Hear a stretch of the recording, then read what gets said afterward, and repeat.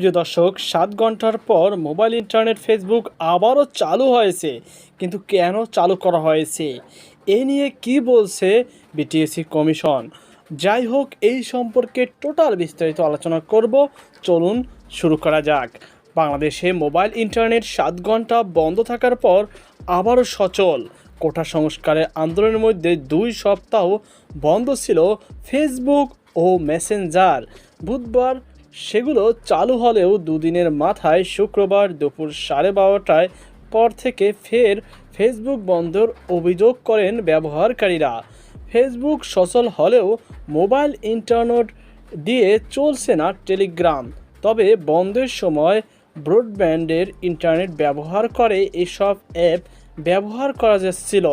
শুক্রবার সারা দেশে বৈষম্য বিরোধী ছাত্র আন্দোলন, গণমিছিল কর্মসূচি ছিল। জুমার নামাজ পর থেকেই রাজধানীর সহ সারা দেশের বিভিন্ন জায়গায় সেই কর্মসূচি পালিত হয়েছে। সংঘর্ষ, প্রাণহানির খবরও এসেছে বেশ।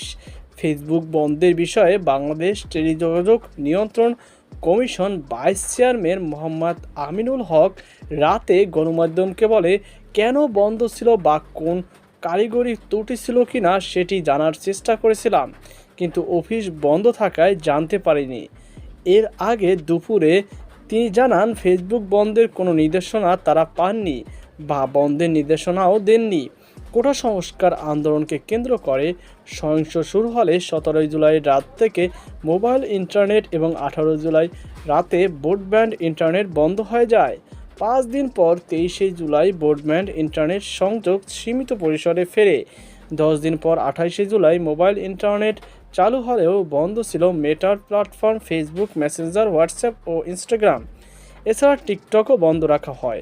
অন্যদিকে ব্রডব্যান্ড সংযোগ ইউটিউব চালু থাকলেও মোবাইল ডাটায় তা বন্ধ ছিল।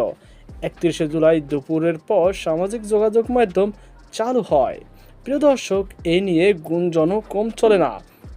অনেকেই বলতেছে ফেসবুকে সাইবার কমিউনিটির 1 ঘন্টার অ্যাটাক সহ্য করতে না পেরে সিমে ডাটা দিয়ে ফেসবুক সহ সকল সোশ্যাল মিডিয়া সচল হয়ে গেছে। সাইবার কমিউনিটি এমন একটি পোস্ট করেছেন তানভীর হায়দার রনি। তো প্রিয় দর্শক, আশা করি আপনারা বুঝতে পেরেছেন কি হচ্ছে বাংলাদেশে আর কি হচ্ছে না, সেটা আসলে বোঝাই বড় মুশকিল। আজকে পর্যন্তই। আল্লাহ হাফেজ।